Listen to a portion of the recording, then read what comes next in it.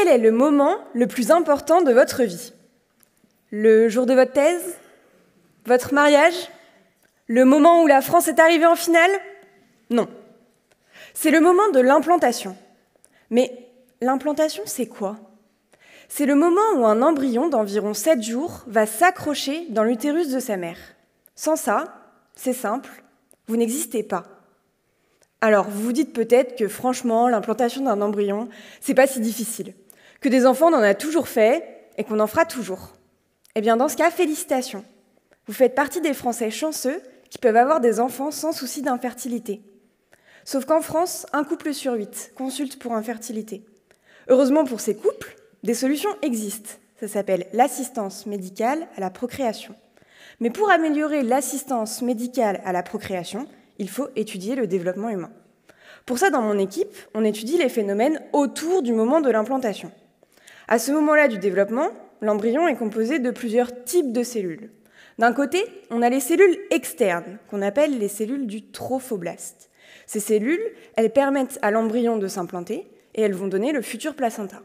De l'autre côté, on a les cellules internes, qui, elles, ont pour mission de donner le futur fœtus et donc le futur bébé. J'en reviens donc à ces cellules du trophoblaste.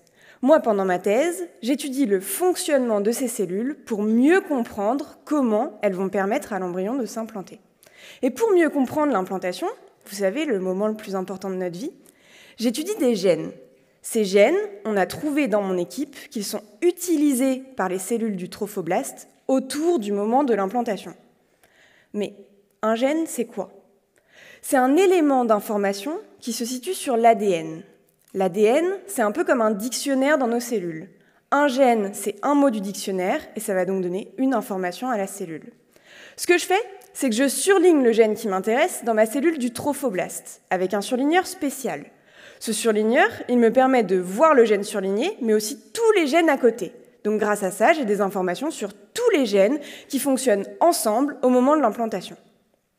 Alors vous vous dites peut-être que c'est quand même très abstrait de surligner un gène dans une cellule du trophoblaste. Mais en réalité, cette expérience, elle pourrait me donner des idées de choses à regarder dans le cadre de l'assistance médicale à la procréation pour déterminer quels embryons sont le plus à même de réussir leur implantation. Et ça pourra avoir un impact direct et rapide sur les taux de succès de l'assistance médicale à la procréation.